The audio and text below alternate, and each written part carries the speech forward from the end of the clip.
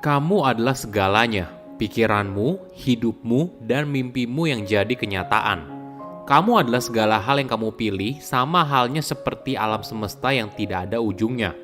Halo semuanya, nama saya Michael, selamat datang di channel saya, Sikutu Buku. Kali ini saya akan bahas buku What to Say When You Talk to Yourself karya Shad Halmeister. Sebelum kita mulai, buat kalian yang mau support channel ini agar terus berkarya, caranya gampang banget. Kalian cukup klik subscribe dan nyalakan loncengnya. Dukungan kalian membantu banget supaya kita bisa rutin posting dan bersama-sama belajar di channel ini.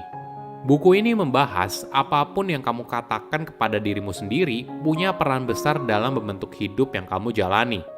Apakah kamu pernah bicara pada dirimu sendiri? Jika iya, ini hal yang wajar. Kita seringkali berbicara kepada diri kita sendiri sepanjang waktu, bahkan tanpa kita sadari. Coba ingat, apa yang kamu bicarakan? Apakah selama ini pembicaraan kamu isinya hal yang negatif, kontraproduktif, dan menghambat kamu untuk menikmati hidup yang sukses?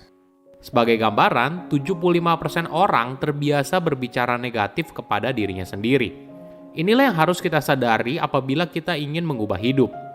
Saya merangkumnya menjadi 3 hal penting dari buku ini. Pertama, mengubah program di dalam otak. Mayoritas orang ingin yang terbaik dalam hidupnya, mencapai apapun yang mereka inginkan. Ada yang ingin jadi direktur, ada yang ingin jadi pengusaha sukses. Ada juga yang ingin jadi karyawan biasa, yang penting cukup untuk kebutuhan sehari-hari dan punya waktu untuk keluarga. Tapi dari semua hal yang kamu inginkan, kenapa kita tidak mendapatkan apa yang kita mau? Kenapa hanya segelintir orang saja yang kelihatannya mencapai apa yang mereka inginkan? Mungkin hal ini ada kaitannya dengan program yang ada di otak kita. Banyak informasi dan pengetahuan kita tidak berasal dari diri kita sendiri, tapi dari orang lain. Hal ini bisa saja kita dapatkan dari media, buku pengembangan diri, video motivasi, percakapan dengan orang lain, dan sebagainya. Namun yang terjadi seperti ini. Misalnya kamu menonton video motivasi atau membaca buku pengembangan diri. Kamu menyerap semua informasi tersebut, lalu hal ini mempengaruhi kepercayaan dan juga sikap kamu. Tapi di dalam diri kamu, ada keadaan pikiran yang standar. Jadi ketika ada perubahan dari keadaan tersebut, kamu akan merasa berbeda. Ketika kamu menonton video motivasi, kamu mungkin saja bersemangat. Tapi di sisi lain, ketika kamu mendengar cerita kegagalan, kamu mungkin merasa down. Seiring berjalannya waktu, pikiran kamu tetap kembali ke mode standar. Inilah yang membuat motivasi tidak bertahan lama. Inilah juga kenapa, misalnya seseorang baru kembali dari sebuah seminar atau pelatihan yang membuatnya bersemangat, tapi seminggu kemudian orang itu kembali ke kebiasaan lamanya. Tidak peduli seberapa hebat sebuah ide, semua itu tidak ada gunanya apabila kamu tidak mempersiapkan diri untuk merawat ide tersebut dan mengembangkannya. Dari tadi kita bahas soal program. Apa sih itu? Mungkin analoginya gini. Coba bayangkan otak kamu seperti komputer. Ada bagian perangkat keras dikenal sebagai hardware, ada juga perangkat lunak dikenal sebagai software. Kamu bisa menyentuh hardware dari komputer, tapi kamu tidak bisa menyentuh softwarenya. Software inilah yang mengatur hardwarenya kan? Sama halnya dengan manusia. Kita dikendalikan oleh pikiran yang berfungsi sebagai software. Bayangkan apabila kita bisa mengubah program yang ada di pikiran kita, tentunya hal ini luar biasa kan? Cuma perlu disadari, perubahan ini tidak bisa berjalan dalam waktu singkat. Kenapa? Karena pikiran kamu sekarang terbentuk selama bertahun-tahun atau bahkan puluhan tahun. Semua informasi dari lingkungan sekitar disimpan di dalam alam bawah sadar kamu. Kedua, 5 tingkat self-talk. Siapa yang paling bertanggung jawab atas hidup kamu? Diri kamu sendiri kan? Nah, apa yang terjadi apabila diri kamu justru memberikan informasi yang salah? Tanpa kita sadari, kita mungkin terbiasa berbicara dengan diri kita sendiri. Ini yang dinamakan sebagai self-talk. Penulis membaginya ada 5 tingkatan self-talk dari yang berbahaya hingga bisa membantu kamu mencapai hal besar dalam hidup. Tingkat pertama, negative acceptance. Ini adalah kondisi di mana kamu berbicara sesuatu yang negatif tentang diri kamu dan menerimanya. Misalnya seperti kalimat ini, saya nggak bisa, hari ini bukan hari yang baik, saya tidak punya energi untuk melakukannya, dan sebagainya. Ini adalah contoh bagaimana kita memprogram diri kita dengan keraguan dan ketakutan. Bayangkan bila hal tersebut terjadi hampir setiap hari. Akhirnya menghambat kita untuk mencapai hal besar dalam hidup. Tingkat kedua, recognition. Ini adalah kondisi di mana kita mulai menyadari ada yang salah dan merasa perlu berubah. Mungkin sekilas ini merupakan hal yang baik, tapi ternyata hal ini bisa kontraproduktif apabila kita tidak hati-hati. Misalnya gini, sepertinya saya harus mulai menurunkan berat badan deh. Saya perlu menghabiskan waktu lebih banyak dengan keluarga deh. Setiap kali kamu mendengar self-talk level 2, coba berhenti sejenak dan perhatikan kalimat selanjutnya. Jangan sampai malah menuju hal yang negatif. Contohnya gini, sepertinya saya perlu menurunkan berat badan, tapi nggak bisa karena bla bla bla. Inilah yang buat manfaat self-talk nomor 2 menjadi negatif. Awalnya untuk mendorong perubahan, namun akhirnya malah membuat diri kita jadi menyesal, kecewa, dan menerima kelemahan diri. Tingkat ketiga, decision to change. Ini adalah langkah pertama yang bisa membantu kamu. Di kondisi ini, kamu bukan hanya sadar apa yang perlu dirubah, tapi kamu memutuskan untuk merubahnya.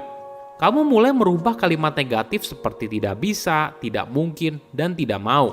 Di sisi lain, kamu menggantinya dengan hal yang positif, mulai bergerak dan berubah. Tingkat keempat, the better you. Ini adalah kondisi di mana kamu mulai menggambarkan siapa diri kamu di masa depan. Biasanya dimulai dengan kalimat, saya adalah orang yang punya kendali atas hidup saya. Saya sehat, antusias, dan bersemangat untuk mencapai hal besar dalam hidup. Tingkatan ini menandakan perubahan besar. Jika di tingkat 1 kamu sibuk bilang tidak bisa, di tingkat ini kamu mulai bilang iya, saya bisa. Tingkat kelima, universal affirmation. Ini merupakan tingkatan tertinggi dalam hal self-talk, kondisi yang berhubungan dalam hal spiritual dan dirimu terhubung dalam alam semesta. Fokuslah pada tingkat 3 dan tingkat 4. Biarkan saja tingkat 5 datang dengan sendirinya. Boleh dibilang di fase ini, kamu punya penerimaan yang baik atas apapun yang terjadi di dalam hidup kamu. Ketiga, merubah hidup dari self-talk positif. Mungkin kamu bersemangat untuk mulai menerapkan self-talk yang positif. Bagaimana cara memulainya? Langkah awal adalah sadari. Coba biasakan untuk menyadari pikiranmu sehari-hari. Amati pikiran apa saja yang muncul, self-talk baik yang terucap secara langsung maupun tidak. Dari sini, kamu baru bisa membagi mana self-talk yang negatif dan self-talk yang positif. Latihan ini akan membantu kamu soal apa yang bisa diubah. Ketika kamu sudah mulai makin sadar atas self-talk negatif yang muncul, cobalah koreksi dan ubah menjadi hal yang positif. Misalnya gini, saat kamu sedang diberikan tugas baru, tiba-tiba ada self-talk yang muncul. Aduh, susah banget nih. Nah, cobalah untuk ubah kalimat ini jadi seperti ini. Saya pasti bisa menyelesaikannya. Saya mampu dan saya pasti bisa. Ini merupakan cara kita memberikan pesan kepada alam bawah sadar. Lakukan hal ini berulang kali hingga hal ini menjadi program baru di dalam otak. Terakhir, dengarkan. Ada tips yang menarik. Kamu bisa merekam self-talk positif kamu dan coba ulangi rekaman itu berkali-kali sepanjang hari. Perlahan-lahan, ini merupakan cara melakukan program ulang di otak. Ingat, kunci utamanya adalah di repetisi. Semakin sering kamu melakukan hal ini, maka hasilnya akan semakin baik. Oke, apa kesimpulannya? Pertama, motivasi dari luar diri tidak akan bertahan lama. Coba bayangkan skenario ini. Ketika kamu menonton video motivasi, kamu tiba-tiba saja jadi bersemangat. Namun seiring berjalannya waktu, pikiran kembali ke mode standar. Inilah yang membuat motivasi kita tidak bertahan lama. Inilah juga kenapa misalnya seseorang baru kembali dari sebuah seminar atau pelatihan yang membuatnya bersemangat, tapi seminggu kemudian orang itu kembali ke kebiasaan lamanya. Tidak peduli seberapa hebat sebuah ide, semua itu tidak ada gunanya apabila kamu tidak mempersiapkan diri untuk merawat ide tersebut dan mengembangkannya. Kedua, self-talk menentukan masa depan kamu. Siapa yang paling bertanggung jawab atas hidup kamu? Diri kamu sendiri kan? Nah, apa yang terjadi apabila diri kamu justru memberikan informasi yang salah? Tanpa kita sadari, kita mungkin terbiasa berbicara dengan diri sendiri. Inilah yang dinamakan dengan self-talk. Jangan sampai kita terlalu sering memberikan self-talk negatif sehingga hal ini menghambat kita mencapai hal besar dalam hidup. Ketiga, melatih self-talk positif. Pikiran adalah segalanya. Semuanya bermula dari pikiran lalu bisa menjadi kenyataan. Kamu bisa mulai berlatih dengan menyadari self-talk yang muncul. Dari situ, barulah kamu bisa mengubah self-talk negatif menjadi positif. Ingat, kunci utamanya adalah repetisi. Semakin sering kamu melakukan hal ini, maka hasilnya akan semakin baik. Silakan komen di kolom komentar pelajaran apa yang kalian dapat ketika baca buku ini. Selain itu, komen juga mau buku apa lagi yang saya review di video berikutnya. Saya undur diri, jangan lupa subscribe channel YouTube Sikutu Buku. Bye-bye.